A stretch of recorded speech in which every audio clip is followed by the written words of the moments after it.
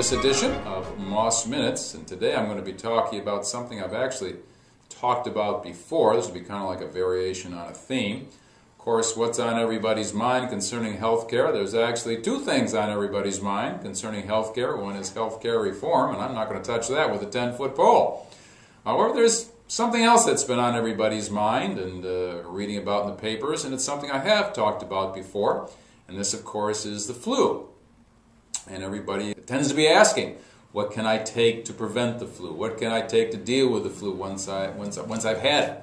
Well, as I've said before, I don't have any panaceas. No, I don't have the answer to take this pill and you'll avoid the flu or you'll be able to reduce symptomatology once you get it. I don't have that. But what I do have to offer is something I think that maybe is a bit of common sense. But you know the old saying that common sense ain't too common.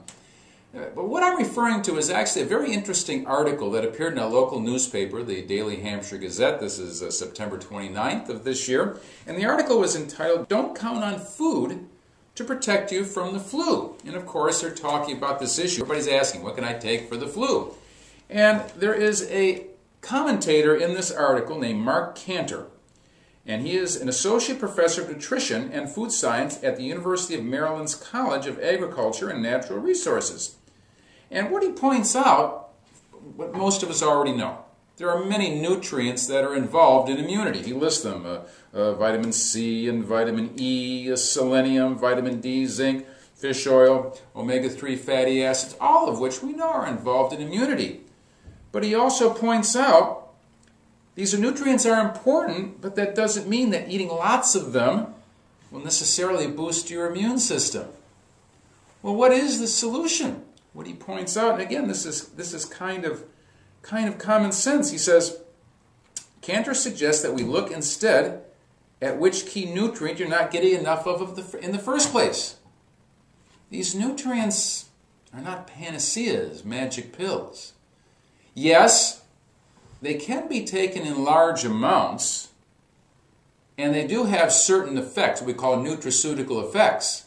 They have like a drug-like effect, if you will. But of course, with drug-like effects, drug-like benefits, also come drug-like risks of side effects. And that's a discussion for another issue. I'm talking about taking nutrients as nutrients.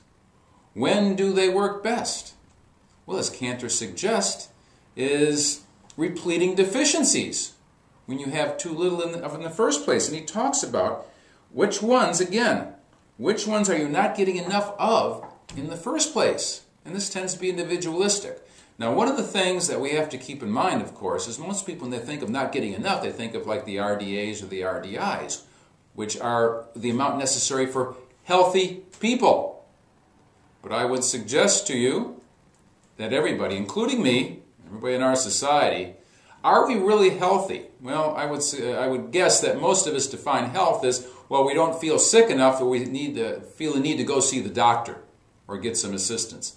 Most all of us have certain levels of ill health, even though minor. And a large body of research has suggested, even a minor state of ill health, nutrient needs increase significantly.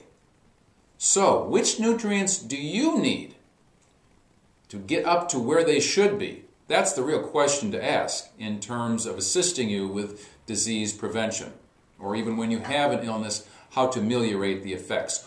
Of course, you may ask, well, what's the best way to determine that? Well, this comes down to, I think, individual determination, individual assay. Everybody's different.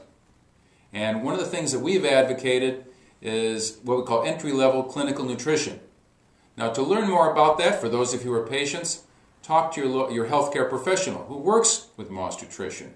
And for those of you who are healthcare professionals, give us a call and learn about very simple tools that you can use to determine what needs are. Something as simple as a first morning urine pH to determine need for potassium, magnesium, key electrolytes, or a 3-day diet history to determine need for other nutrients.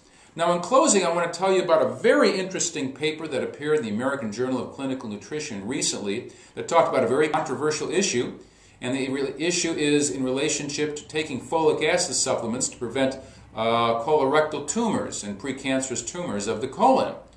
And what they found out in this paper, and I quote, The authors conclude that folic acid supplementation may be beneficial among those with lower folate concentrations at baseline.